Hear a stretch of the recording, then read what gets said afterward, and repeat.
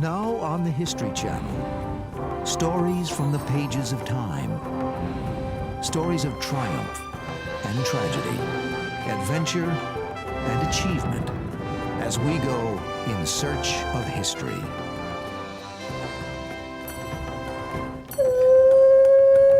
Werewolves. Today's images of these man-turned-wolf monsters mostly came from the make-believe world of Hollywood.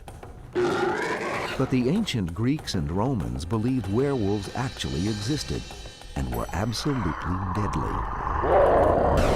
Shockingly, in the 16th century, 30,000 people in France were accused of being werewolves.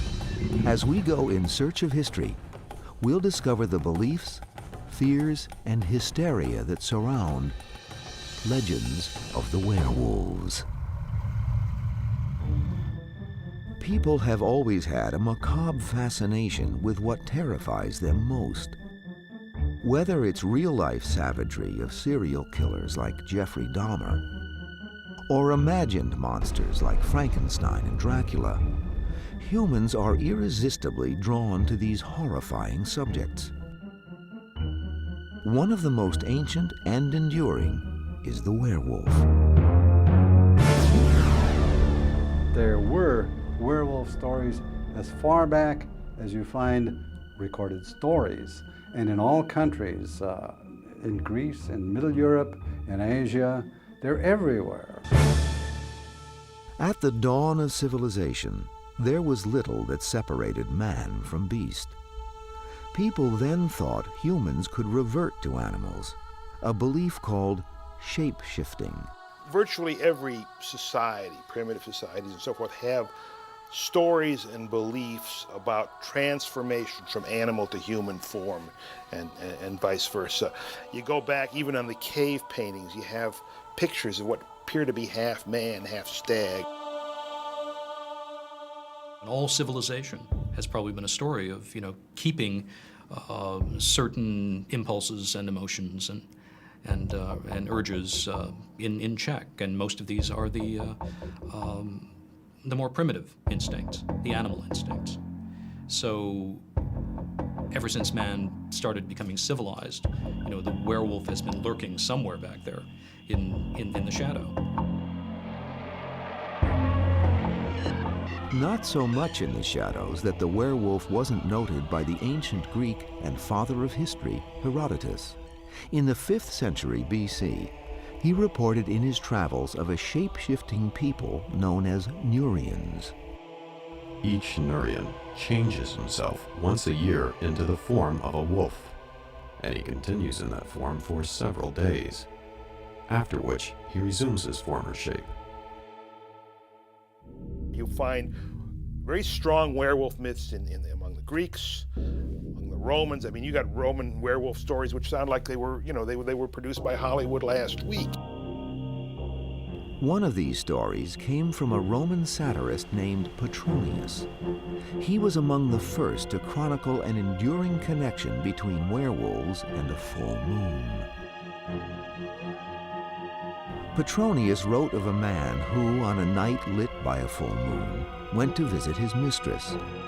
He asked a soldier friend to accompany him. Along the way, the soldier suddenly stopped, stripped off his clothes, transformed into a wolf, and ran into the darkness. The full moon really does have a connection with genuine werewolf lore, because there is a belief that somehow the full moon creates madness in people, lunacy, moon. So the full moon and the transformation from man to beast is a natural, magical connection. Arriving at his mistress's home, the man learned that a servant had fought off a wolf with a sword, wounding it in the neck. The next day, the man discovered the soldier in his barracks, dying of a sword wound to his neck. These were stories that were widely told and widely believed, that if you were wounded as a wolf, you transformed back into human form, but the wound stayed with you. An even more horrifying account of a werewolf came from the Roman poet Ovid. Writing in the 1st century, he told of an ancient Greek king named Lycaon, whose cruelty was so notorious that the king of the gods, Jupiter himself, paid him a visit. But Lycaon refused to believe his visitor was a god, and tested him by serving a sumptuous feast in which he had secretly mixed human flesh. Cannibalism, even among the ancient Greeks, was a no-no. I mean, that was a real taboo. To put a cannibal meal before a god was a tremendous offense. Jupiter instantly detected the tainted food. Furious, he turned Lycaon into a wolf so he could pursue his penchant for human flesh in a more suitable form. From the name of King Lycaon comes the word lycanthrope, meaning one who transforms into a wolf. This story has had a profound effect upon our understanding of werewolves, because here, right at the very beginning, was a recognition that the whole idea of werewolfism was related to those aspects of the human being that were opposed to civilization and civilized society. During the Middle Ages, the belief that humans transform into animal predators was prevalent around the world, and was by no means limited to wolves. In Lapland, there were were-reindeer. In South America, were-opossums. And in Japan, were-wildcats. What we're talking about is a phenomena where people believe they or some of their neighbors can change into an animal. That animal is the predominant predator of the area.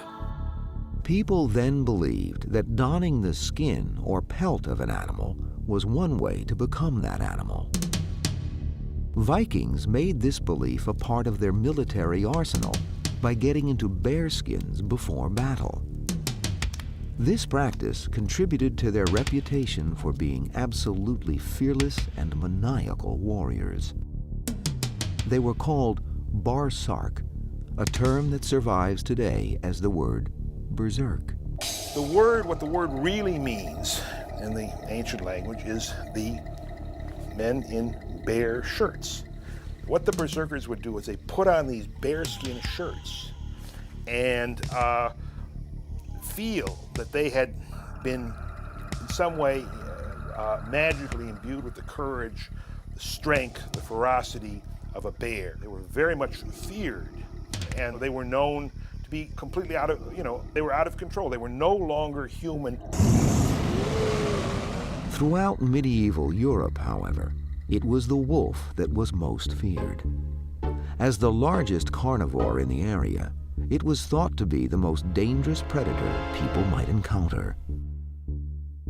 Montague Summers, a 19th century authority on occultism and the supernatural, aptly described what the wolf meant to medieval Europeans. The distinctive features of the wolf are unbridled cruelty, bestial ferocity, and ravening hunger. He has something of the demon of hell. He's the symbol of night and winter, of stress and storm, the dark and mysterious harbinger of death.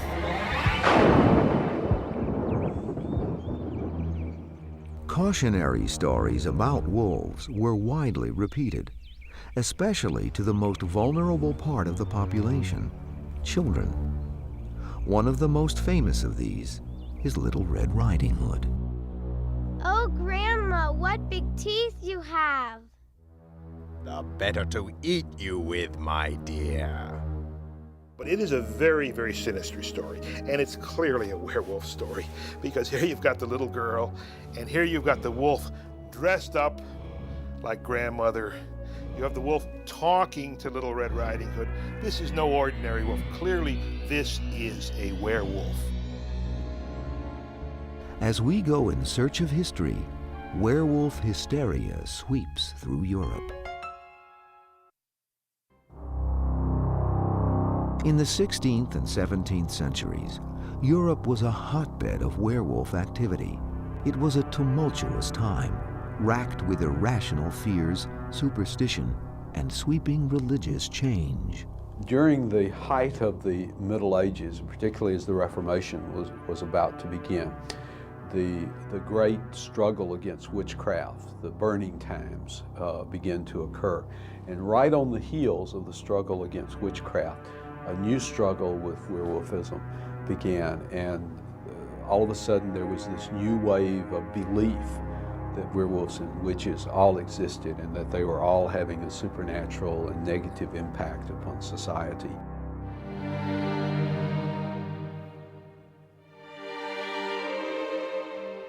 The panic surrounding werewolves grew from witchcraft hysteria.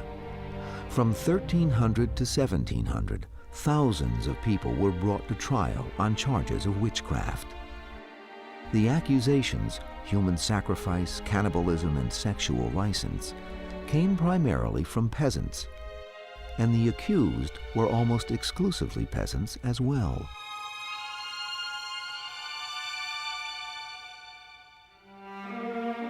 Witchcraft hysteria was fueled partly by economic and societal problems.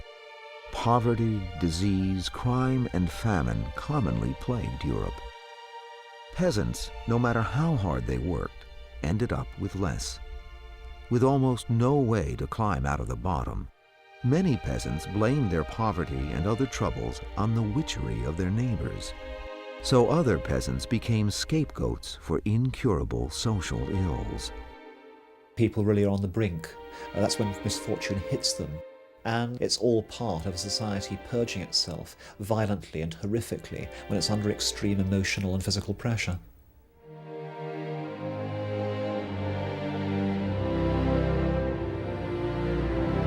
Witch fears were also fueled by religion.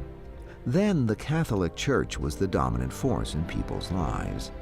It dictated behavior and provided explanations for phenomena people didn't understand. According to church doctrine, Satan intended to destroy Christian civilization and required hordes of disciples, witches, to do so. Sorcery was viewed as treason, an attempt to overthrow the church. It's the time when Christendom splits in half as never before, when Protestantism appears, and suddenly it looks as if Lucifer's legions are pouring out. This is an all-out struggle. To thwart sorcery, the Church created the Inquisition, an extreme legal process that made massive witch hunting possible. Bishops serving as inquisitors sought out heretics, those who spoke or wrote against the traditions of the Roman Church. By 1231, Inquisition courts under direct control of the papacy were established across Europe. Heretics who repented received a sentence of life imprisonment. Those who wouldn't repent were usually burned alive. The Inquisition ruthlessly pursued a bloody course. Its goal was to annihilate all people who were not sincere Roman Catholic Christians. Among the victims, Protestants, Jews, witches, mystics, and werewolves.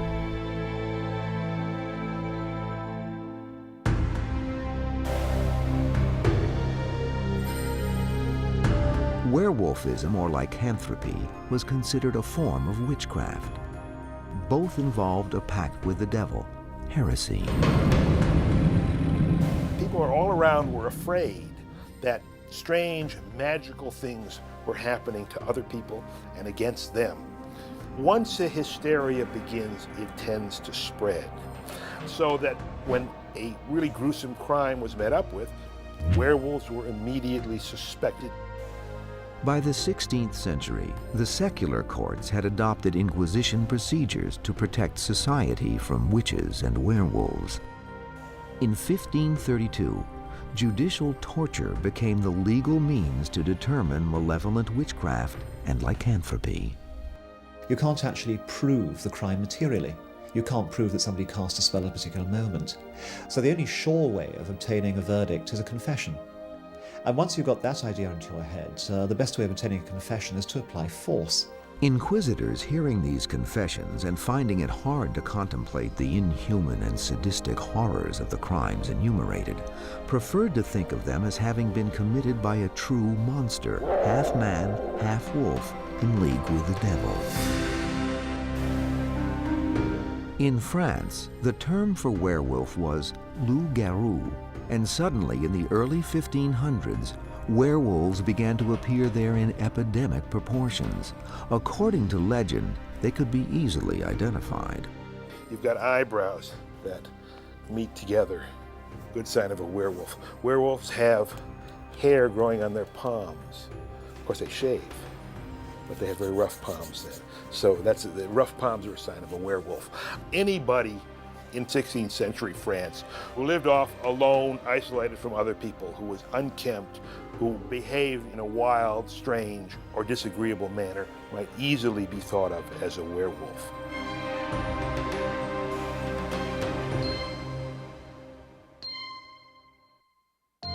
In a slew of accusations and arrests between 1520 and 1630, more than 30,000 people in France alone were brought to trial, accused of being werewolves. Typical was the story of a 16th century peasant named Gilles Garnier. He had the telltale eyebrows that met in the middle and lived like a hermit in a hut outside the city of Dole. Villagers rescuing a girl from an attacking wolf thought they recognized Gilles in the animal. They believed he had transformed himself by rubbing a magic salve on his skin. 1 week later, Gilles was seized, barbarously tortured into a confession, and burned at the stake.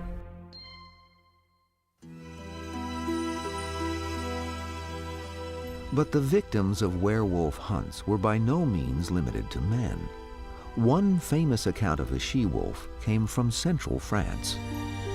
In the Auvergne region, a hunter was attacked by a wolf in 1558. In the fierce battle, the hunter managed to slice off a paw.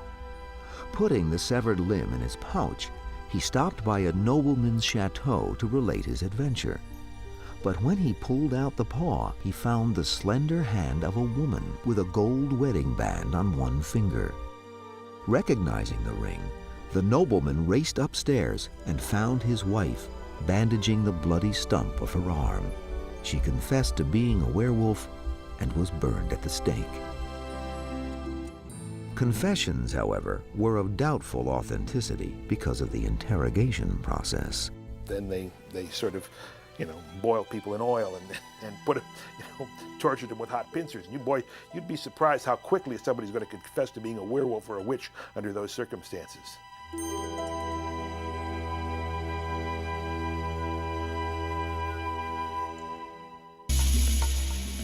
Such was the fate in 1589 of a poor peasant named Peter Stump. He was accused of becoming a werewolf by donning a magic pelt. Never mind that no pelt was ever found. Authorities had a confession elicited with the aid of red-hot pincers, the wheel, and by pulling flesh from his bones, all of which was depicted in a sensational publication of the times known as a broadside. Stump's fate became the best known of all werewolves because the broadside was devoured by people seeking escape from the relentless grind of daily life. It's a bestseller in 16th century Europe.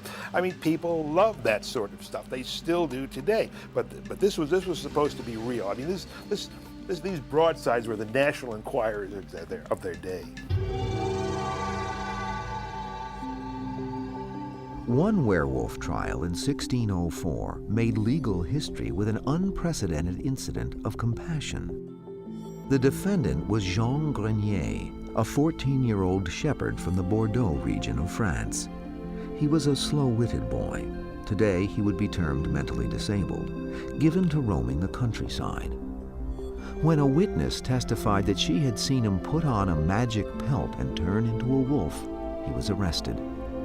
He claimed that a mysterious dark stranger, the devil perhaps, had given him the pelt, which turned him into a werewolf. He freely admitted to stalking the forest, coming upon children and attacking them. The courtroom erupted in uncomfortable laughter when Grenier described his preference for young flesh, finding an old woman as tough as leather. This made him a sure candidate for execution. However, a lawyer made an impassioned speech that he was a victim of his disordered brain. The argument of insanity prevailed, and instead of death, Grenier was sentenced to prison in a monastery, where he steadily deteriorated and died before the age of 20. That was sort of remarkable that somebody would look at a case like this and say, wait a minute, this is not a werewolf. This person does not turn into a wolf. When In Search of History returns, some explanations for what happened.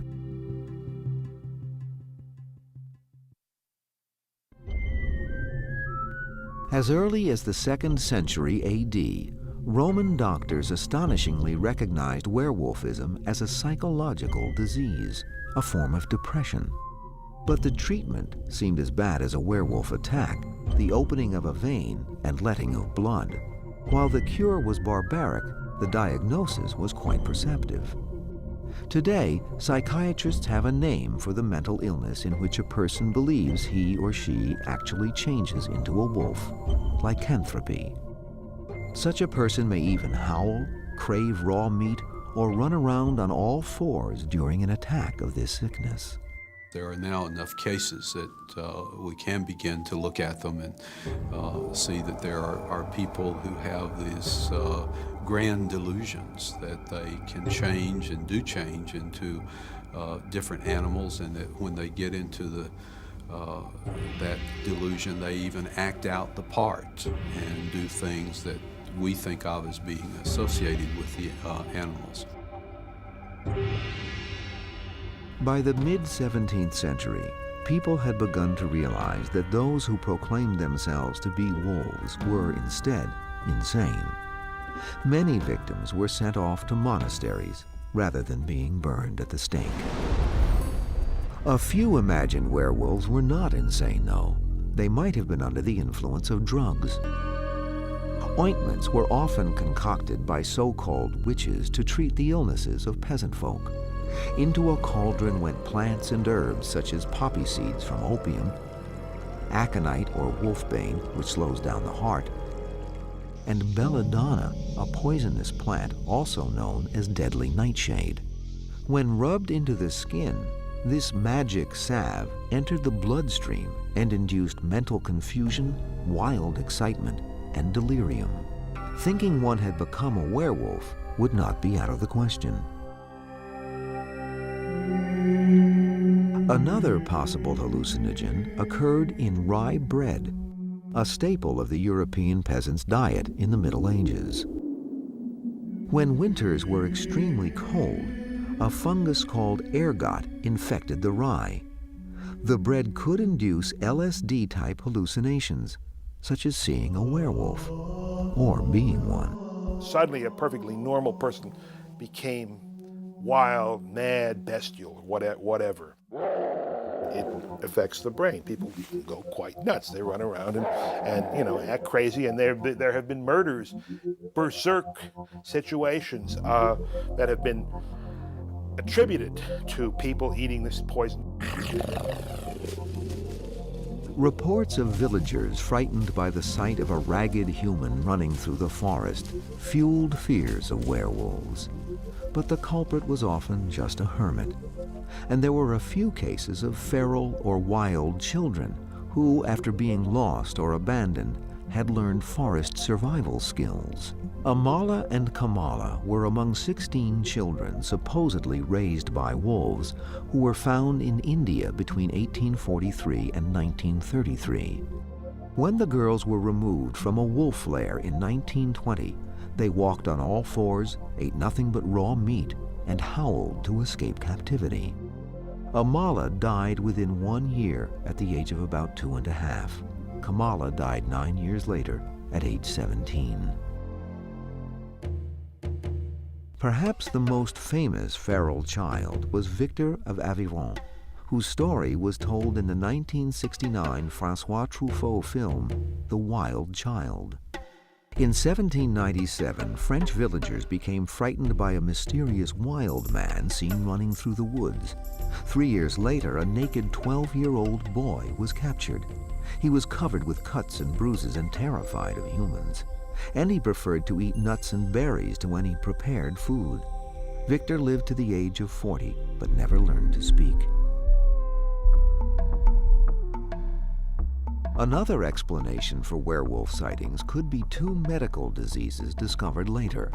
One, hypertrichosis, is a rare genetic disorder that occurs in 1 in every billion births. It causes increased hair growth all over the body. And this can be very extensive, so extensive that it virtually covers the skin surface and makes the child look like a dog or animal or a werewolf.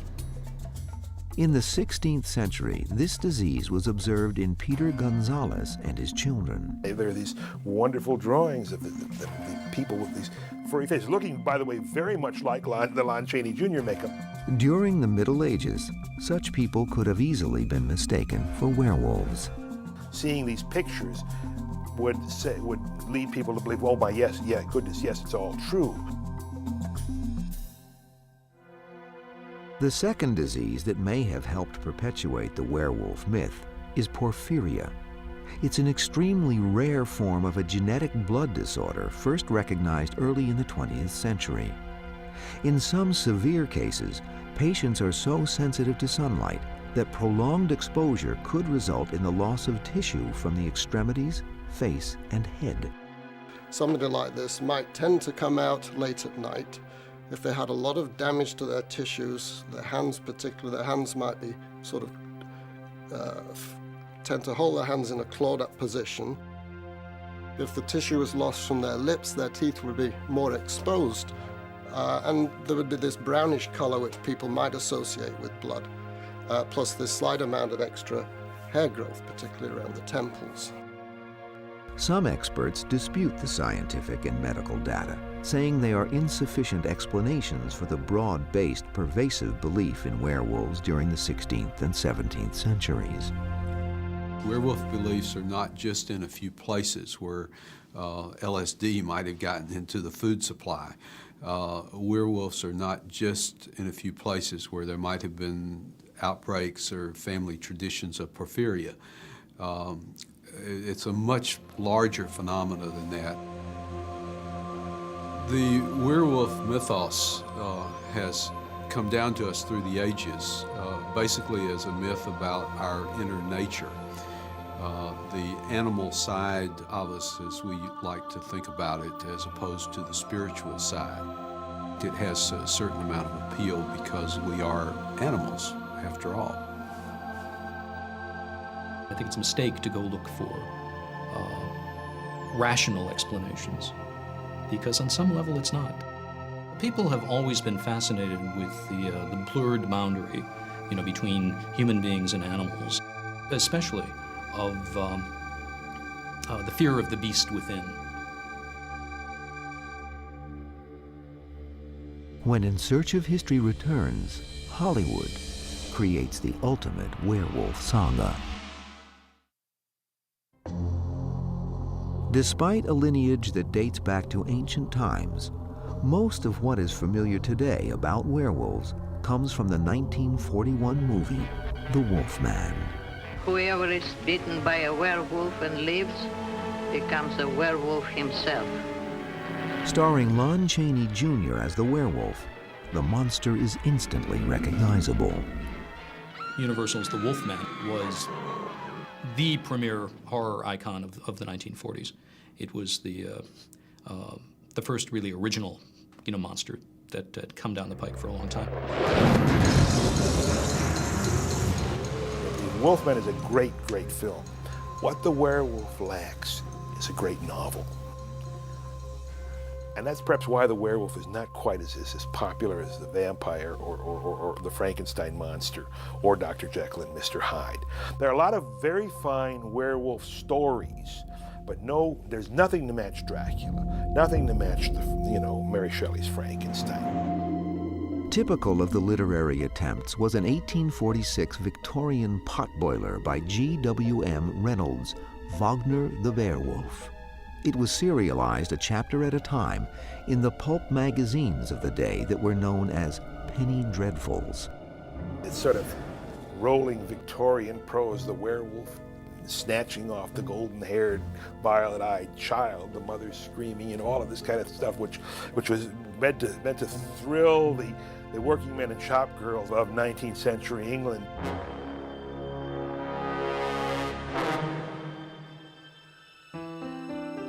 Nearly 20 years later, in 1865, a more scholarly work appeared, a collection of legends assembled by the cleric Sabine Baring Gould in The Book of Werewolves. But the first novel to gain literary recognition would not be published until 1933. Written by Hollywood screenwriter Guy Endore and set in France, it was called The Werewolf of Paris. This was actually based upon a real case of a French soldier who had gotten into the cemeteries of Paris and was actually ghoul-like, eating the blood and gore of the recently dead. But this story traced him as if he were a werewolf. And then in 1935, it was turned into a movie that was quite successful. The movie, renamed The Werewolf of London, swapped Paris for London to appeal to its English-speaking audience. When my experiments are completed, I will show their results to the entire world, not before. Remember this, Dr. Glendon. The werewolf instinctively seeks to kill the thing it loves best. It was the first feature-length werewolf film, and though well-received, the film failed to become the benchmark for the genre. The reason? The censors. Censors felt the transformation from man into beast was too close a parallel to Darwin's controversial theory of evolution. Especially coming hot on the heels of the infamous Scopes monkey trial, a fiercely debated case in which a Tennessee schoolteacher was prosecuted for presenting evolution to his class. Thus, the crucial scene of any werewolf movie, the transformation, happened off-screen. With the film's box office success, Universal Studios was eager to produce another. But again, they ran into censorship. As Adolf Hitler was tightening his Nazi noose around Europe, censors decided that horror movies had no place in the tension-ridden times. Just before World War II, there was an international embargo on Hollywood horror movies, and they stopped making them for a few years because the British Board of Film Censors was very concerned that this was a demoralizing kind of form of entertainment. Curiously, Hitler was fascinated with wolves. Typical was the term he chose for his dreaded U-boats, the wolf pack, so called for their tactic of surrounding a convoy and mercilessly picking off one ship at a time. Adolf Hitler was absolutely fascinated with wolf imagery. He surrounded himself with all kinds of totems and liked to name things after wolves. And one of his favorite American motion pictures was The Three Little Pigs. And he used to whistle, "Who's afraid of the big bad wolf?" you know, as he went about his bunker. The ban on horror movies, however, would itself become a war casualty. It turned out that moviegoers needed an emotional release. And horror movies fit the bill. In the Wolfman movies, starring Lon Chaney, that Universal Pictures made, is an American character who's kind of displaced into a 1940s Europe where there is no war, but there's a werewolf behind every tree. And what you have in the Wolfman saga is the werewolf trying to put to sleep the beast in human nature. All of this, you know, happening against the real-world backdrop of the war. And it's probably not a coincidence that the Wolfman saga began right after Pearl Harbor and wound up just in time for Hiroshima. The Wolfman established the defining traits of a werewolf. His appearance when the moon was full, the mark of the pentagram, a satanic emblem that pointed to the werewolf's next victim, and death by a silver bullet, silver purportedly being to werewolves as garlic is to vampires. But the most memorable was the transformation from man to wolf, the first time audiences had ever seen this on screen. The overwhelming power of the visual would change the public's perception of the monster for all time. One of the things that both stage and screen do to complex folk mythology is they simplify it and put it together so that you can have it easily available to you. Movies helped us in understanding the werewolf by simplifying it and giving it some characteristics we could identify with. The werewolf's movie characteristics were created by German immigrant and screenwriter Kurt Siodmak. I've got to give credit to Kurt Siodmak, who I think is the father of all modern werewolf myths. The full moon, the silver bullet, pentagram in the hand. As far as I know, Kurt Siodmak invented all that. I look with the eye of a camera when I write for motion pictures. So I invented certain things, like the pentagram. Maybe it exists before, I don't know. Siodmak also invented a few lines of verse that chilled the spines of millions of viewers and became a classic quote of the genre. Even a man who is pure in heart and does his prayers at night will become a wolf when the wolfbane blooms and the autumn moon is bright. The result of Siodmak's brilliantly conceived screenplay was that Hollywood had simply made up its own rules about the werewolf, rules that stuck. Everybody believes the real way to become a werewolf is you be bitten by a werewolf. That comes right out of the films. No, that's strictly Hollywood law. When a werewolf didn't bite people. A werewolf tore them to bits and ate them. There wasn't going to be enough left of the victim to become another werewolf. But it was that film that for modern America, I think for probably the modern world, has fixed the image of the werewolf as this flat-faced, furry thing with fangs. But that's the Hollywood werewolf. It's not the werewolf of ancient legend. When In Search of History continues, the werewolf legend still has the power to fascinate.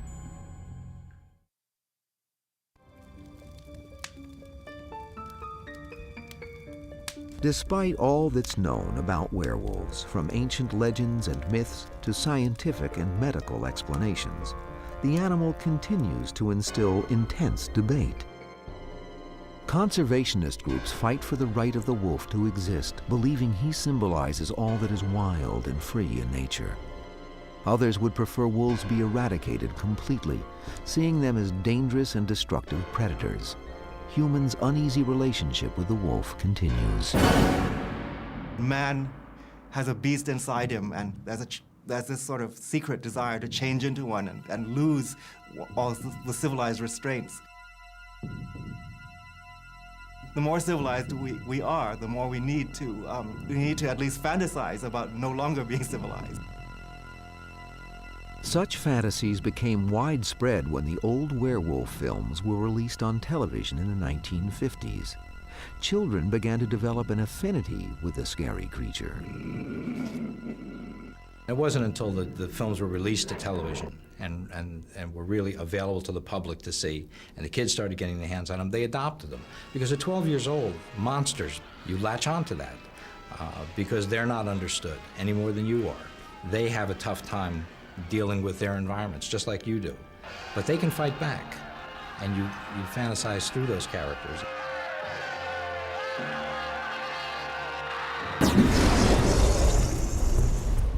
Rather than an object of fear, the werewolf was becoming a pop culture icon. In 1972, Marvel Comics legend Stan Lee created a series, Werewolf by Night. They're fun to read about. You know, even little kids, they're always looking under the bed, hoping there isn't a monster under the bed or an ogre. And there is something fascinating about the idea that maybe Maybe in some way, some people do change at night into something else. Contemporary adults have been reticent to abandon the werewolf as mere kid stuff.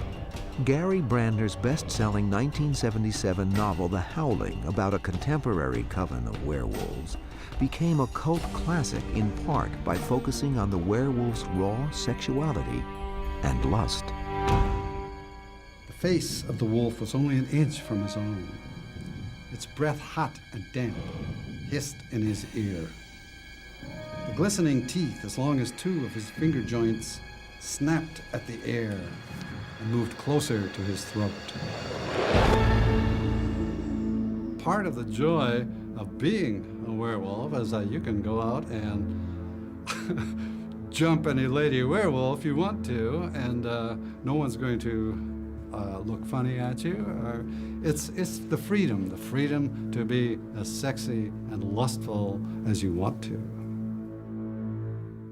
Modern werewolves even stalk the internet. A live-action role-playing game, Werewolf: The Apocalypse, is so popular that it attracts thousands of players around the world. We use the internet to link up a whole bunch of games across the United States and actually across the different nations, and where we communicate to each other about what's happening in each of our games. And so we create this shared universe of many little games making a larger game. The werewolf of this kind of a group is not your ravening, child-killing beast. They're New Age werewolves. They're really representative of a lot of good things in the world. Thank you. In 1997, the United States Post Office joined the monster craze with 5 movie monster stamps. Lon Chaney Jr.'s Wolfman is back in vogue more than 50 years after writer Kurt Siodmak created the character. So I created something which might live much longer. It only shows you shouldn't be a writer, should be a postage stamp. Then you're immortal. The werewolf has evolved throughout history. What most of us now accept as legend was once very real. It began as a way to explain the unexplainable, a creature to blame for the atrocities of man,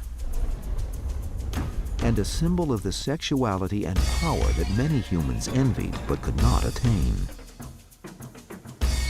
The werewolf holds a prominent place in our past and continues to live on, primarily for our entertainment, as we discover when we go in search of history.